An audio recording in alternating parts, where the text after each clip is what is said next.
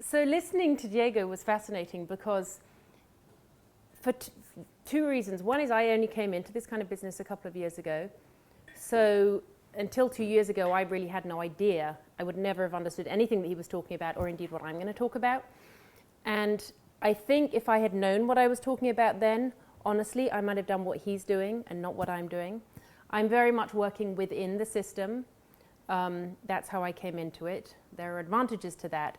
But it's really exciting to see the things that are kind of coming up from the periphery that I'm unable, unless I leave my job, to be involved in. But I think when I talk about what I'm doing, which is very much within the system in a very specific, narrow, targeted area, you'll be able to see maybe what, I think if anything, it'll highlight the positive aspects of what you're doing.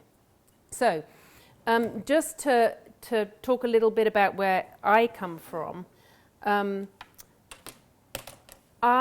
as I said, I'm new to the energy world. Before this, I worked in international development for many years, and then I did my PhD in social anthropology here at Yale, graduating 2010. And after graduating, I adjuncted for a year or so, and I took the plunge to leave academia, partly for personal reasons. My husband's a full-time professor. The idea of looking for a full-time job made me want to weep. But I also was a South Asianist, and I'd been living in New Haven for 10 years and really wanted to work in and around and about New Haven.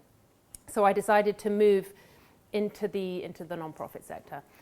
And at the time, I felt like my PhD had kind of been a waste, and I was just starting an entirely new career that wasn't relevant. But it's actually been really fulfilling to realize that what I learned academically has actually been very useful when I'm trying to do more practical applied work. So I've been the coordinator of the Yale Community Carbon Fund for almost 2 years. It's a part-time position, 20 hours, in Yale's Office of Sustainability. The Yale Office of Sustainability's primary goal is to increase sustainability on campus. As I said, making every building on campus like this in an ideal world. They also are interested in kind of global connections between Yale and other academic institutions overseas. But it's kind of Yale and it's the world. And there's not really much attention, frankly no attention, paid to New Haven. The position that I have is the one position in the office that actually looks outside Yale's campus to New Haven. Briefly, a history of the Yale Community Carbon Fund. It was set up in 2009 as it came out of a joint SOM forestry school class. The idea was that Yale, as an institution, would, as part of its carbon emissions reduction strategy, purchase offsets. The money, it would buy the offsets through putting money in a local fund which would be invested in local energy efficiency or renewable energy projects that also benefited low-income people, and the carbon credits could be taken by Yale and used towards its emissions reductions goal. As it happens, Yale decided not to include offsets in its strategy, which may be a good thing. I'm not sure about that. And we spent quite a lot of time trying to generate individual and departmental offset purchases by getting people who are organizing events to calculate how many emissions they were producing and donate to the fund. It's very labor intensive to try and raise that kind of money, and you get very irregular and unpredictable and small amounts of money. So officially that's still how the fund works, that people purchase offsets. We have a fund that we then invest in energy efficiency and renewable energy stuff in New Haven. Frankly speaking, doesn't really work. Most of our funding is from private foundations who are interested in this idea and have made donations to the fund. And the current project that I'm running and that was already existing when I got the job was low-income insulation. Now, even though the offsets model piece had kind of, wasn't really working, it still seemed like kind of like a no-brainer. We had $150,000 to invest to put insulation in the houses of low-income people in New Haven. It seemed like, honestly, to me, and when I got this job, I was like, great, 20 hours a week, Yale Health Insurance, doing something there's a need, super easy to do. I can do some other stuff on the side. And I learned pretty quickly that it wasn't easy at all. In fact, it was really hard. So it became, over a few months when I first started, it became apparent that, so this is an uninsulated attic. This is the problems of having an uninsulated attic, and this is putting insulation in. it became apparent that although there's a clear need and we had money, putting those two things together didn't necessarily solve the problem. So rather than just spending this money, my job has become much more about trying to understand why we can't spend that money effectively. And just to kind of frame it a little bit, I came to this job thinking, okay, I have to spend $150,000 or whatever it was on insulation in low-income homes. It turns out that there is an existing program, just like Mass Saves. It's called the Home Energy Solutions Program, a statewide program funded by the ratepayer. We all pay on our electricity and gas bills. And if you're low income, and it's a generous definition of low income, as I'll show you, you have to be earning 60% of the state median income or below. Those services are completely free. So there was actually kind of a ton of money already out there for this stuff. So I'm thinking, hang on a minute, A, is this really additional? And B, if there's already a ton of money out there for this stuff, why is it that there are still so many people who haven't had their needs met? So again, it just kind of confirmed that the problem wasn't money, the problem was understanding how to spend that money effectively. So I'll just try and explain briefly why it's been difficult for me to spend my money in a good way, and what I've been trying to do about it. So, unsurprisingly, the fundamental situation, and actually the fundamental problem, is poverty. New Haven is an extremely poor city. I lived here for 10 years and I knew it was poor. It wasn't until I actually started studying New Haven as a practitioner, not an academic, that I really began to appreciate just how poor New Haven is. 26% of people live below the poverty line. That is $23,000 a year for a family of 4, or $11,000 or so for one person. The reason I put all these numbers are there is because, honestly, I've been trying to work this out for myself for years. There are so many different levels, different definitions of poverty, and different levels at which you qualify for different things. So if you're interested, here it is. It was mostly just for me. The point of all this is, so if you want to have fuel assistance, which is help paying your oil bill, you have to be at 150% of the poverty level, 35 or so for a family of 4. To qualify for free energy assistance, which is the program that I actually partner with, run by the utility United Illuminating, and it's HES-IE, which is Home Energy Solutions Income Eligible, you need to be at this level, around 62,000 for a family of 4. The reason it's worth understanding all these numbers is really two things. One, 26% of people in New Haven live at almost a third of the level at which you qualify for free energy assistance, free energy efficiency assistance. That tells you how many people in this city qualify for the free service. And it's not arbitrary. There has been research to show that if you're at this level, 200% of the federal poverty level, which is roughly similar to this, a little lower, there is an average annual shortfall in Connecticut for you able to pay your energy costs of $2,300 or so. So that means the need is dire. There are likely 50% or more of people in New Haven who cannot afford to pay their energy bills and who need assistance in some way. So obviously, if you can make their homes use less energy, you're not just helping them, you're helping the taxpayer, right? You're helping them be more comfortable, reduce carbon emissions. There's no doubt that the need is there. So the need is there. I had money. The state program has money. What's going on? As it turns out, that's actually the problem. The problem is poverty. Throwing money at poverty doesn't really work. And I'll just quickly go through some of the challenges that, frankly, everyone in the business kind of knew, but there wasn't anyone really pulling it together, not in Connecticut at least, and not in an urban context. So just very briefly, the kind of people we're talking about here can be difficult to reach out to. Disabled people, elderly people tend to be isolated. More broadly, there's a kind of lack of trust and understanding between the type of people promoting these programs, and I very much put myself and certainly Yale in that category, and the people that we're trying to, service. This issue that people who don't have much money, frankly, are worried about other things. Getting at insulation in your attic is, it's really not at the top of your list of what you have to be worried about.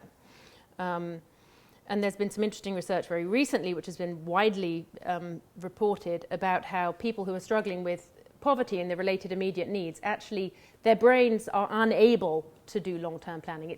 Everyone's brain would be in that situation. So it doesn't matter to most people, frankly, because it's a long-term complex issue.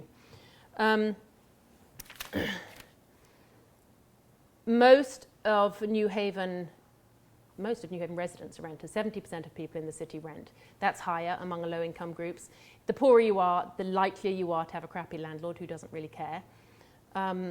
So even if you've got the best landlord in the world, you have this split incentives problem where the tenant doesn't have an incentive to invest in this because they may be leaving anyway. The landlord doesn't have an incentive because they probably don't pay the bills. So that's a kind of fundamental problem that you have trying to get this work done. Getting coordination. I mean, now what my job has ended up being is coordinating this process, reaching out to people, persuading them to sign up, and then taking them through the process. Simply getting a form signed by your landlord can take 7 months, a year. And if you're not pushing it, it doesn't happen. All the documentation you have to get from the landlord, from the tenants, even if you own your home, you have to provide a fair amount of documentation. And then just coordination problems. 75% of the housing units in New Haven are multifamily. So if you want to really deal with that building, you have to deal with everyone who lives in that building. And, contractors make repeated visits because they can't line it up so that everyone's there at the same time. And then you have this fundamental problem of the fear of discovery of code violations. So when I first started this was kind of seen as a landlord problem. Like, landlords don't want you to know that they have crappy housing conditions, so they don't want the energy audit done in the home. As it turns out, tenants who live in cheap housing also don't want somebody to come and point out the code violations, because then they get thrown out of the house. And if you have a good deal, you'd rather live with the threat of mold, asthma causing mold and that kind of stuff, than be thrown out on the street and not be able to afford to live anywhere else. So nobody wants somebody looking in their house, be that the tenant or the landlord. So that's getting people even interested in the first place. Once you get people signed up, coordination, scheduling, documentation, the numerous jobs drop out of the system, because even when people have signed up, things go wrong. This is a huge barrier. Most houses in New Haven have some of these problems. If an energy efficiency team goes to conduct an audit in a home and they find any of these problems, they can't do the audit. It's a lost job, and they may have scheduled 3-4 hours, and it's a lost job. They can't do it. In theory, there are programs to help remediate those problems, but it's not just a matter of funding for remediating those problems. It's a matter of coordinating the process so that it keeps moving. There is some money to pay for this stuff. For other things like broken furnaces, there is no money, so you either have to pay yourself, or there are some fantastic subsidized loans out there. The Connecticut Housing Investment Fund has great loans, but if you have bad credit, you can't get the loans. And then ultimately, contractors, who are for-profit businesses after all, and you've probably even seen this in the work you do, however much your mission may be to serve those who are struggling most, you can't make money doing it. It's just too expensive. It's too expensive to work with people who aren't there when you turn up, who may leave. The landlord's in Florida. The house is full of stuff that you can't spend hours and hours and hours on a job that ultimately you're not going to make any money from. And plus, frankly, a lot of these contractors are scared. They don't want to go to these neighborhoods. They're like, they walk like this when they get out of their cars. But for the profit thing is the biggest problem. You can't expect people, for-profit companies to do endless charity work. How much time have I got? Okay, I'll finish quickly. So I have some specific stories about how that plays out in practice. But very briefly, what am I arguing should be done about this? Now, if I wasn't in this job, I'd probably be saying, let's bring him here and set up his system here. But I'm constrained by my position within Yale, more than you might think. I'm constrained because of the fact I work in partnership with the utilities. So I'm looking fairly narrowly at what can be done within the current system. One of the things we argue is that just money for these services doesn't meet the need. You have to have money allocated to deal with the problems that come up along the way, be they health and safety problems, coordinating, case management. So we're arguing for kind of a reallocation of funding. And this is something that makes that I have not been able to do, but I think would be really, really, really exciting from a research perspective, is basically advocating for better data tracking that incorporates socioeconomic data. So this is the horrendous map that is New Haven. This is income inequality. Overlaying this brilliant data that's free for everyone from the census with data from the energy efficiency work. So if you could overlay this with, right, where have we had successful outreach? Okay, we've had successful outreach. Where have we been able to actually complete the jobs? And where we haven't been able to complete the jobs, what has got in the way? Is it landlord coordination? Is it mold? Is it whatever it might be? Because if you could do that, you could really get a strong... and then you could also overlay it with housing type, right? Age of housing. And you could really get a really solid understanding of what type of problems come from which type of situation. The problem is that data is with the utility companies. So that's a sort of ongoing conversation about how much data they're prepared to share. And ultimately, if you could even share this with utility data, right, high energy users, people who are on the matched, if you don't have enough money, you can get a matched payment scheme with the utility, to just get a real sense of how socioeconomic situation overlaps with energy efficiency. And it's not just a do-good cause. When you have a city like this, and there are many cities like this, where the majority of the population falls into this hard-to-reach category, if you want to meet your targets, you have to understand how to reach out to this population. So I'll finish up with just kind of coming back to me as an academic and me and this work. So, as I said, I realized fairly soon after entering this job that my academic training was not, in fact, irrelevant, that I hadn't wasted 10 years, even though I was studying Pakistan. I wasn't studying anything to do with New Haven or America. I'm actually quite bad at my job, honestly speaking. I don't want to do this long term because I'm not very good at it. I'm disorganized, I forget things, I don't like calling people randomly. All the stuff that you have to do to case manage and develop partnerships, I'm quite bad at. But I do think that my academic training, even without me realizing it, enables me to look at a specific situation, a woman who's struggling with a broken furnace, and kind of connect it with historical, structural, cultural things that have made that situation happen.